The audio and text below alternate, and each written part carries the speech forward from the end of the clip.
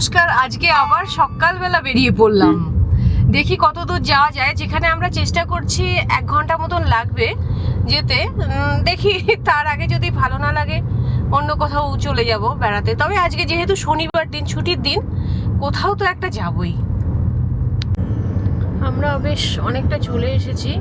রাস্তাটা আসলে খুব সুন্দর, দেখুন খালি চারিদিকে।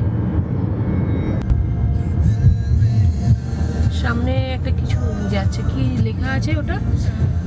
Santali all India Santali association. আবার এগিয়ে চলেছি, এখন আবার সুন্দর একটা খালি রাস্তায় চলে এসেছি। এইটা যাচ্ছে ভস্তাঘাট, তাই তো?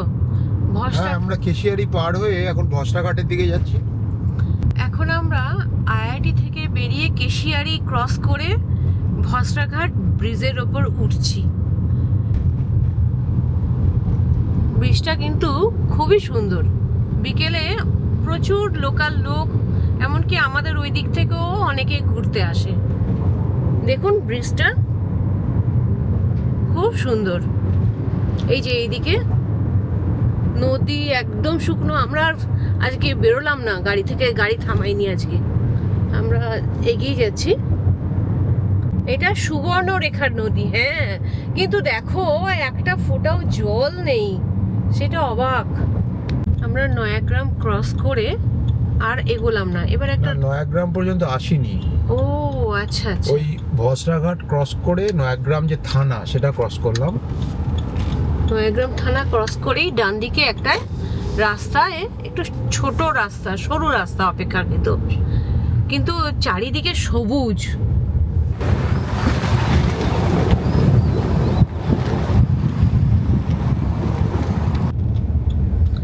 কালুয়াশার মন্দির।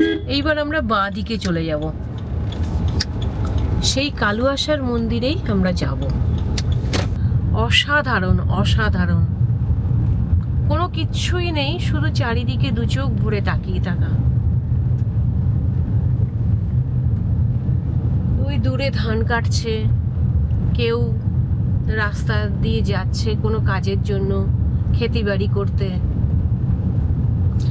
আচ্ছা, যে প্রসঙ্গে বলে রাখি, আজকে যেখানটায় আমরা যাচ্ছি ওইখানে আজকে শনিবার, তো শনিবারে আদিবাসীদের পুজো হয় ওই জায়গাটা। এই জায়গাটার থেকে এইবার আমরা না, আমরা একটু মন্দিরের, যদিও খোলা জায়গাটা, কোনো আসলে এটা ঠিক মন্দির নয়, এটাকে বলে কালুয়া ষাঁড়ের থান। মানে ঘুরে দেখাই একবার আপনাদের। একদম নিস্তব্ধ জায়গা। আচ্ছা, পূজা বোধহয় আরো পরে হয় নাকি গো? হ্যাঁ হ্যাঁ, 10টা 11টা কি যাবে পূজাটা। ও 10টা 11 থেকে লোক আসে না? থাকে কটা পর্যন্ত? এই 3টা পর্যন্ত। ওহো, শুধু শনিবারই পূজা নাকি না? শনিবার মঙ্গলবার। শনি আর মঙ্গলবার। হ্যাঁ, তোমায় সেটাই বললাম না, শনি আর মঙ্গল।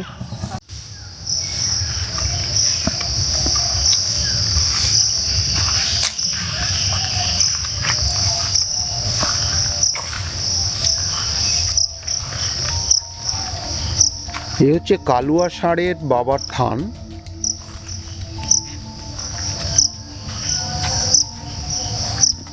সেই অর্থে কোনো মন্দির এখানে নেই, কিন্তু এখানে আছে এই যে জায়গাটা, এই জায়গাটাতেই লোকে পুজো করে, এবং এই যে হাঁড়ি কাঠ যেটা, এইখানটাতেই বলিও হয়। সে ঘোড়ার স্তূপ হচ্ছে লোকে মানত করে, সে মানত পূর্ণ হলে তারপরে এই মাটির ঘোড়া এগুলো এখানে দেবতার উদ্দেশ্যে দিয়ে যায়।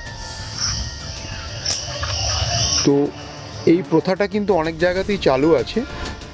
এই যে গাছের মধ্যে যে সমস্ত এই যে বিভিন্ন যে মাটির যে ঘোড়াগুলো রাখা রয়েছে, এটা হচ্ছে মানতের জন্যে এটাকে বেঁধে রাখা হয়। দেখুন কত বছর ধরে হাজার হাজার মাটির ঘোড়া এখানে পড়ে আছে।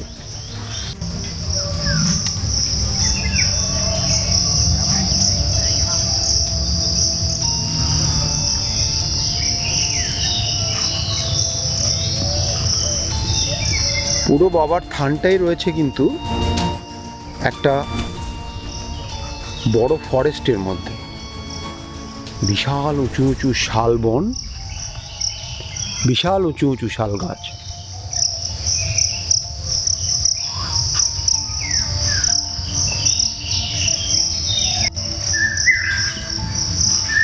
আর এই জায়গাটাকে গোল করে ঘিরে এই যে ছোট ছোট যে ঘরগুলো রয়েছে, এই ঘরগুলোতে কি হবে, একটু পর থেকে বিভিন্ন রকমের দোকানদাররা এসে এখানে বসবে,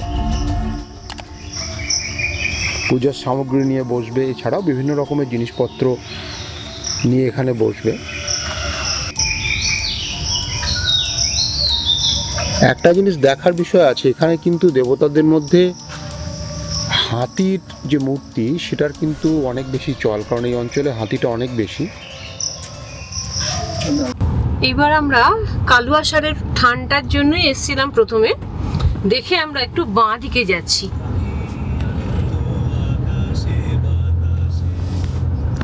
সবুজ সবুজ আর সবুজ।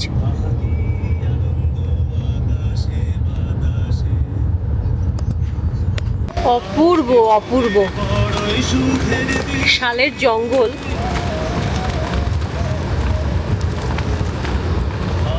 আর ওপরে নীল আকাশ, সঙ্গে চলছে গান হীরক রাজার দেশের। দেখাই তাহলে। হ্যাঁ, একটুখানি দেখাও। জায়গাটা এত মনোরম, মানে বহুবার এসেছি এই জায়গাটায়, কিন্তু হয়তো সকালবেলা এসেছি বা টাইমটা ভিন্ন, বর্ষাকাল হতে পারে, শীতকাল হতে পারে, নানান রকম সময় হতে পারে, কিন্তু এসেছি বহুবার এবং বারে বারে আসতে মন চায়। কেন চায়? এই জায়গাটা এত সবুজ, এত সবুজ, চারিদিকে কোনো লোক নেই, কিছু নেই, শুধু আমরা দুপা, মানে আমরা হেঁটে যাচ্ছি, হেঁটে যেতে খুব ভাল লাগে। এই শালবন দেখলেই মনে হয় যেন একটু ভেতরের দিকটা যাই, একটুখানি যাই দেখি। বেশ একটা হাতছানি দিয়ে ডাকছে।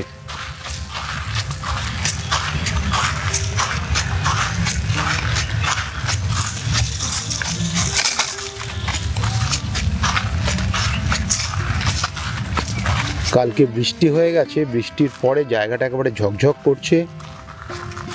ছোট বড় শাল গাছ নিচে হয়ে আছে, ওপরে তো আছেই, তার মাঝখান দিয়ে এরকম পায়ে চলা সুড়ি পথ।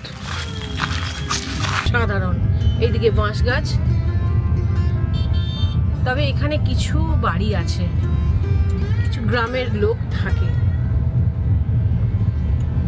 শুনলাম তো কিছুক্ষণ পরেই আমরা একটা ভালো রাস্তায় পৌঁছে যাব। একেবারেই সামান্য ব্রেকফাস্ট, একটুখানি একটা মিষ্টি রয়েছে, ব্রেড বাটার রয়েছে। তো ব্রেকফাস্ট টেবিলটা ভারী সুন্দর, সেটা হচ্ছে পুরো জায়গাটা একবার দেখুন। তবে হ্যাঁ, সঙ্গে চা বিস্কুটও আছে। হ্যাঁ, গিন্নি বললো চা বিস্কুটও আছে। একদম গ্রামের ভেতর দিয়ে যাচ্ছি, রাস্তা দিয়ে মুরগি চলে বেড়াচ্ছে, পাশে গরু আছে, রাস্তার পাশে দাঁড় করিয়ে রেখেছে। আমরা ভালো পাকা রাস্তায় চলে এলাম। এবার কোন দিকে যাবে গো, ডান দিকে না বাঁ দিকে? আমাদের আসলে আইআইটি খড়গপুর বাঁ দিকে পড়বে, তো আমরা ডান দিকে একটু চক্কর খেয়ে আসি, রাস্তাটা সুন্দর। এই সেই বহু আকাঙ্ক্ষিত জায়গাটায় চলে এলাম আমরা, নয়াগ্রাম থেকে কোন দিকে যাওয়ার পথ এটা? গোপীবল্লভপুর যাওয়ার দিক। ঠিক ঠিক ঠিক, মানে এই রাস্তাটা একবার প্রথমবার যখন আমি দেখেছিলাম, মানে আমি পুরোপুরি ফিদা হয়ে গেছিলাম। আর এইরকম একটা পরিবেশে রশিদ খানের গান শুনছি আর সঙ্গে চায়ের কাপ।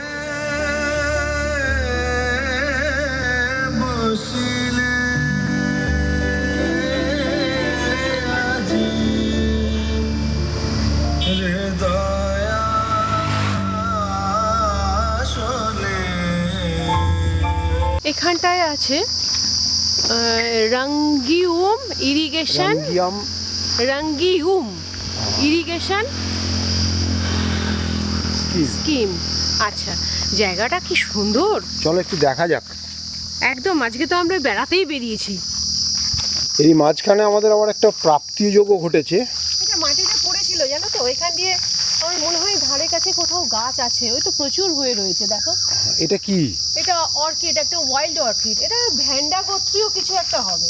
ও, তাহলে এটা লাগালে আবার ফুল হবে? হ্যাঁ, এটা আমি গিয়েই তো কিন্তু আমি আমাদের যে আম গাছ আছে বা কাঁঠাল গাছ আছে হুম। ওই কোনো একটাতে লাগিয়ে দেবো। পুরো বাঁধটা জুড়েই এই রাস্তাটা মেঠো যে রাস্তা মতো হয়ে গেছে সেটা জুড়েই হচ্ছে পুরো শাল ফুলে ভর্তি।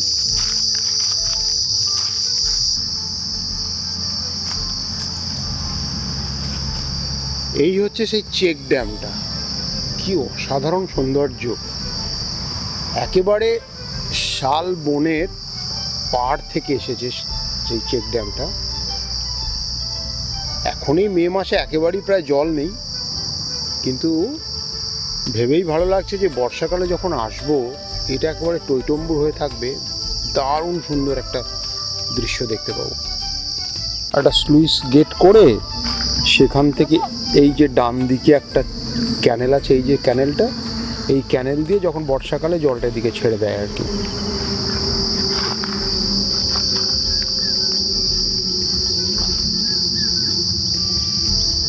একটু নামি।